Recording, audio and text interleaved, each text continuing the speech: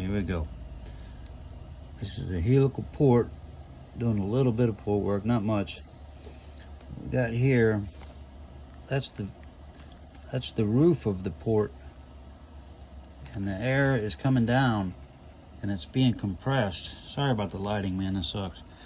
But the air, it's coming down and being forced to go into a swirl part, like a swirl port, but I call it swirl part, but swirl, you see it there, it has one level right there, and right above that dirty part that I'm not touching, that part right there, it's another, like a dimple, kind of a lift groove. I mean, you can think of 15 different words for it, but this part closer to the valve stem right here is the very high concentrated part that it really does give it a tremendous amount of swirl. There's a couple other things here, you can't really see it, but this part here, and there's another one, it's gonna be real hard to see, right up here, what looks like a short-term radius right there, hard to get on camera, but there, maybe I can show you with my finger, it's a tremendous, man, that's real quick, but that air comes in and it follows a pattern because it's pretty much compressed air. It's not flowing air like a normal natural aspirated motor. But anyway, I'm staying off of the valve seat and all that stuff. I'll get around to that later, but I think I'm going to try to get these ground down at a 45-degree angle, open them up a little bit, and maybe try to get custom valves if I can get them crammed in there. I'll know more about that once I get it to the machine shop. But this part here with your helical port comes in on the roof. This is the way I got it set up here. So I got my flashlight going into that port so I can have some kind of light.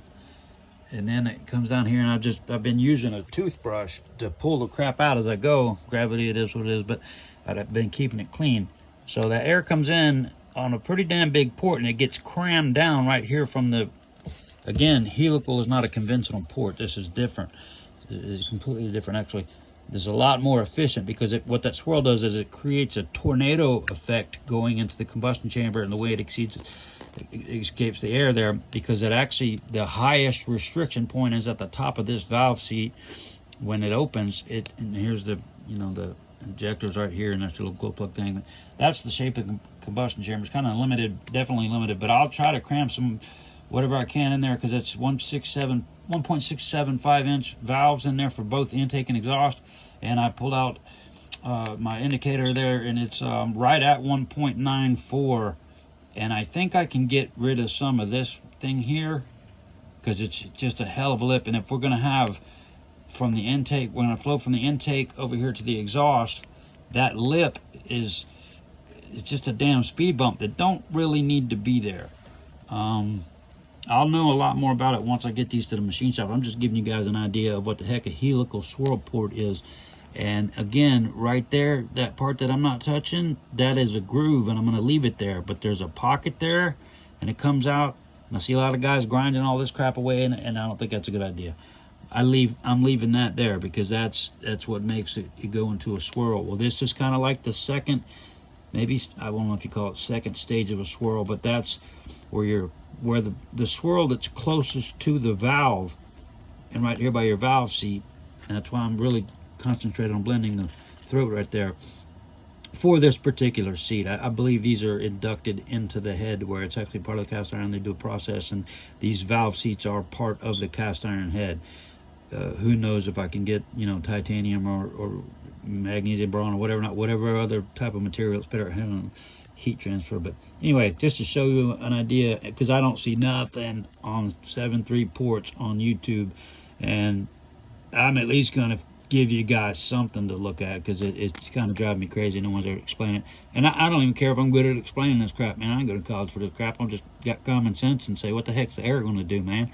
But that right there is just kind of like what I'm looking at as the second stage of the swirl, because it's all coming in from the roof of that port, comes in, swirls around that valve, the valve stem, and it ultimately is pressed down once the valve is, the lift and duration, all that crap. Once that opens up, that as the valve is opening, the air is escaping because it's compressed, waiting on that valve to open. But I'm not gonna mess with that. I'm gonna leave that right there. But I'm cleaning up all the garbage, and I'm gonna try to give that a little more groove to where once it catches that lip right there, that one right there, and also that one right there, because here's the incoming air. It's going to hit, it's going to do a circle in two parts, that lower part and that high part. And it basically creates an invisible tornado into the combustion chamber. It's pretty cool. It's cool as hell. But anyway, that's it. Like I said, I don't see anybody doing any type of port work on. And y'all guys type it in too. Whatever the hell, type what you can find, because I don't see it. Anyway, I'll put up a few more videos of this. And man, I ain't trying to be no damn YouTube sensation and argue with everybody back and forth on this. I don't care. I don't give a damn. You either like it or you don't. I'm not doing it for you. But I'm just putting a video out there because at some point nobody else is putting the damn videos out there. But I'm leaving that wall right there because that's where the main part of your air is. Again, this is a helical port, not a conventional port where all this crap is open, bigger, better. I don't believe it is. I think there's a method to the madness of this shape, and if you keeping it to where it definitely maintains the swirl effect, that's good. That's really a contribution, a major contribution to the efficiency of diesel, is the way that it is forced into the chamber. But I'll get back at it. I'm not done with this, so I'll do a little bit more work and maybe I'll clean it up and it'll look a little bit better. But anyway, there's my first video on this one. Anyway, I'll put out a couple. But again, it's Jay with Coast to Coast Diesel on this is a 2002 7.3 Powerstroke turbo diesel head.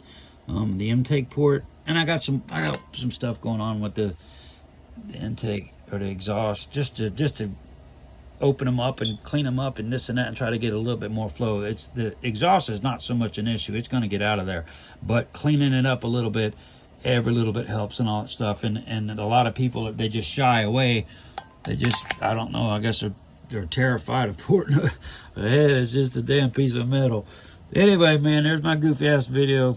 Jay with Coast to Coast Diesel 7.3 Powerstroke turbo diesel. I'll have some flow numbers and all that stuff once I get this thing down to the shop and this now. I'm just highlighting again. I'm just highlighting the shape of things. I'm not trying to get up in there and reinvent the wheel, man. I'm just trying to highlight what I see they got going on and clean up something. Maybe try to get a little more air in there, because the flow on these things versus a Cummins is it's dismal. And I'm just going to try to get a little bit more in there. I'm not trying to make a dragster or when a tractor pull event. I don't care about all that crap. I want efficiency. I want to cool my engine down. I don't want to just cram it full of injector, and fuel everywhere.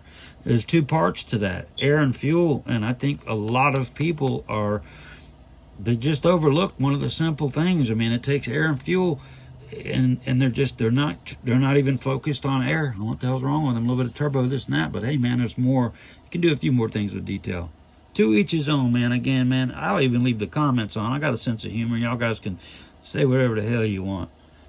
You want to be smart ass, I'll be a smart ass back. But it's all fun and games. Anyway, there's a Helical port. There you go, man. 7.3 Powerstroke turbo diesel, Coast to Coast Diesel. Y'all have a good day.